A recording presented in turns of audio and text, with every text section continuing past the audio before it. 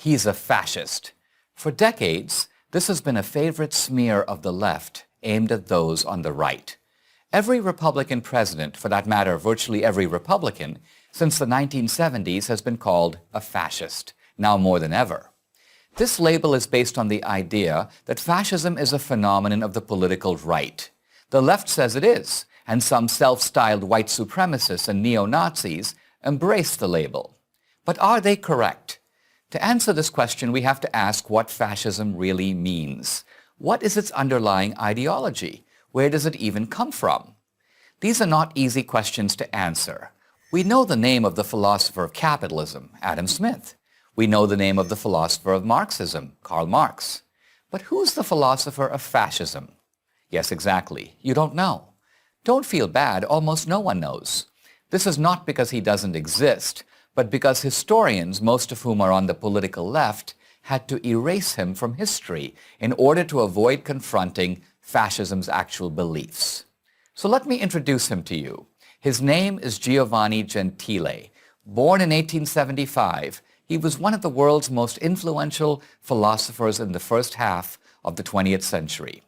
Gentile believed that there were two diametrically opposed types of democracy. One is liberal democracy, such as that of the United States, which Gentile dismisses as individualistic, too centered on liberty and personal rights, and therefore selfish.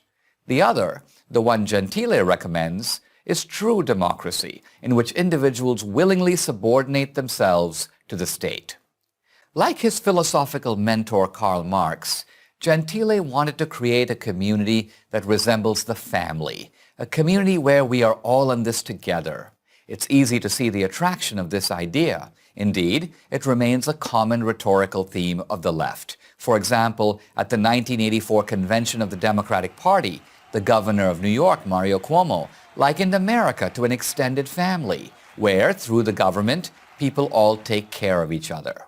Nothing's changed. 30 years later, a slogan of the 2012 Democratic Party convention was, "The government is the only thing we all belong to." They might as well have been quoting Gentile. Now remember, Gentile was a man of the left. He was a committed socialist. For Gentile, fascism is a form of socialism, indeed, its most workable form. While the socialism of Marx mobilizes people on the basis of class, fascism mobilizes people by appealing to their national identity as well as their class. Fascists are socialists with a national identity. German fascists in the 1930s were called Nazis, basically a contraction of the term National Socialist. For Gentile, all private action should be oriented to serve society. There's no distinction between the private interest and the public interest. Correctly understood, the two are identical. And who is the administrative arm of society? It's none other than the state. Consequently, to submit to society is to submit to the state, not just in economic matters, but in all matters.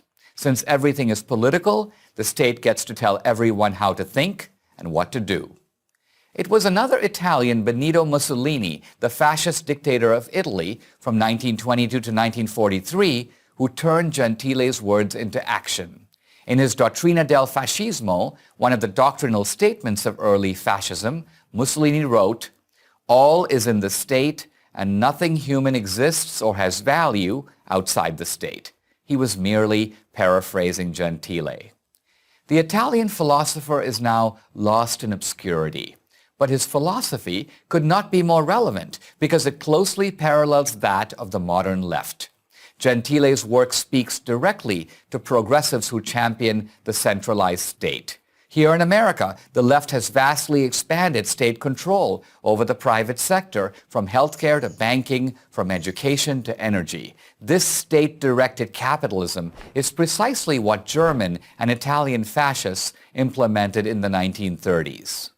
Leftists can't acknowledge their man Gentile because that would undermine their attempt to bind conservatism to fascism. Conservatism wants small government so that individual liberty can flourish.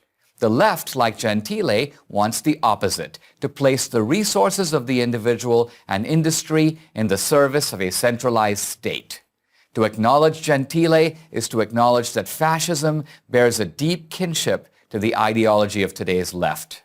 So they will keep Gentile where they've got him, dead, buried, and forgotten. But we should remember, or the ghost of fascism will continue to haunt us. I'm Dinesh D'Souza for Prager University.